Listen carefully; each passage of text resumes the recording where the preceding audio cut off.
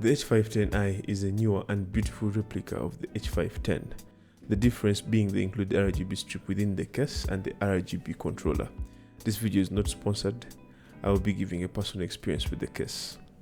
Getting back in the video, the unboxing experience was great as expected from NZXT. I had no damages within shipping and I had fun really unpacking the case. The case is large enough to fit about any size of card, the 3080, the 3090 and even the 40 series that are soon dropping this year. Above all, it's an easy case to build in and I loved it.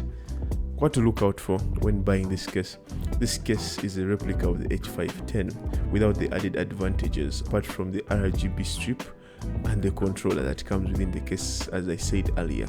If you're a buyer looking for something with a bit more airflow, I suggest the NZXT Flow, which is newer and better.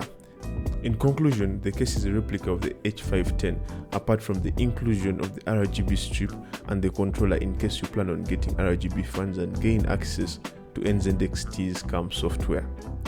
Secondly, it is a really large case and really easy to build in, and I've had no issues fitting in larger cards.